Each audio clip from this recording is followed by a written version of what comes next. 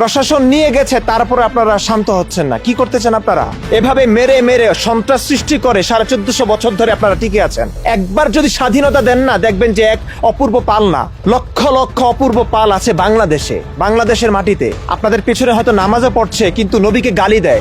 ইমামরা পর্যন্ত, যে ইমাম নামাজ পড়ায়, সে নবীকে গালি দেয়, কোরআনকে গালি দেয়। সে কেন বুঝেন নাই?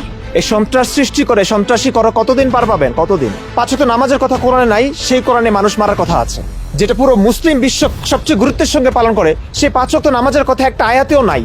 শুধু সালাতের কথা বলা হয়েছে 82 বার। 5 ওয়াক্ত যে পড়তে হবে সেটাই নাই। পন্থা পদ্ধতির কথা নাই। এটা নিয়ে কত ইখতিলাফ, কত মতানৈক্য সৃষ্টি হচ্ছে আলেমদের মাঝে, এখনো ঝগড়া হচ্ছে 1450 বছর পরে এসেও। কিন্তু সেই কোরআনে মানুষ মারার কথা ঠিকই আছে, সেই কোরআনে দাসী সেক্সের কথা ঠিকই আছে। অমুসলিম মারো, তাদের মা বোনদেরকে বন্দি বানিয়ে আনো, তাদের সঙ্গে গপাগপ লাগাও। আরে পৃথিবীর কোন সভ্যতা মেনে নিবে এটা বলুন তো? কোন সভ্যতা মেনে নিবে এটা? আসসালামু আলাইকুম ওয়া রাহমাতুল্লাহি ওয়া বারাকাতুহু।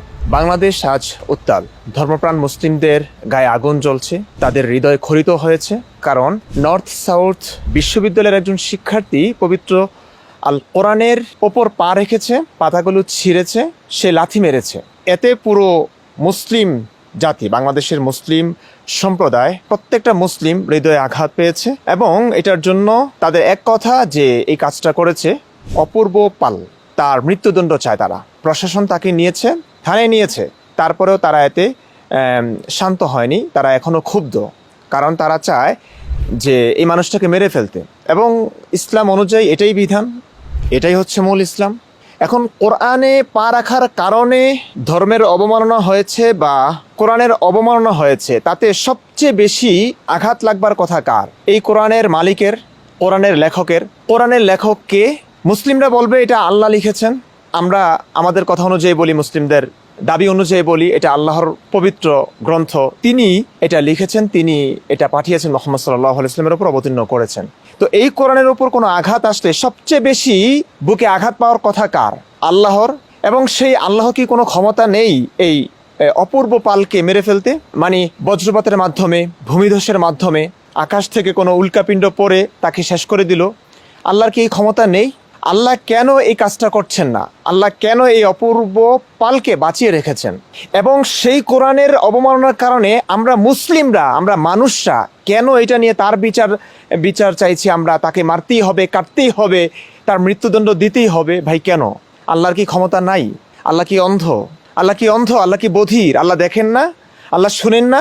আল্লাহ কি চুপচাপ বসে আছেন? আল্লাহ তার পবিত্র গ্রন্থ, যেটা কিয়ামত পর্যন্ত আগত প্রত্যেকটা মানুষের জন্য হেদায়েত, সেই হেদায়েতের গ্রন্থকে একটা মানুষ না বুঝে লাথি মেরেছে। না বুঝে নাকি বুঝে? এটাও কি আমরা জানতে চেয়েছি কখনো? এই মানুষটা কেন কোরআনকে লাথি মেরেছে, কেন কোরআনের পাতাগুলো ছিঁড়েছে? কেউ কি বাংলাদেশে আছে তাকে প্রশ্ন করবার, যে তাকে জিজ্ঞেস করবে, বাবা তুমি কেন এই কাজটা করেছো? যে কোরআনকে কিছু মানুষ এত শ্রদ্ধা করে, এত ভক্তি করে, এত ভালোবাসে, যে কোরআনের জন্য মানুষ জীবন দিতে প্রস্তুত, মানুষের জীবন নিতে প্রস্তুত, সেই কোরআনকে কিছু মানুষ এত ঘৃণা করে, বাথরুমে ফেলে, কেউ আগুনে পুড়িয়ে দিচ্ছে, কেউ লাথি মারছে। তারা কি না বুঝে করছে? তারা কি মানসিক বুদ্ধি প্রতিবন্ধী? তারা না, তো একদমই না। তারা কেন করছে তাদেরকে জিজ্ঞেস করা উচিত, এটা নিয়ে গবেষণা হওয়া উচিত। কোরআনের প্রতি মানুষের এত ঘৃণা কেন?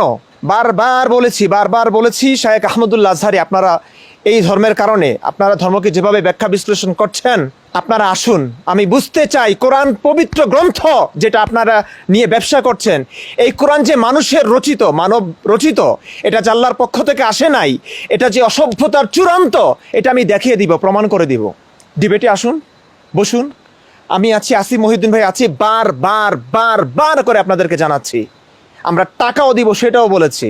আপনারা বোকা সরল মনা মানুষের কাছে গিয়ে ইসলামের দাওয়াত দেন, 1 লাখ, 2 লাখ, 3 লাখ, 5-6 লাখ টাকা নেন।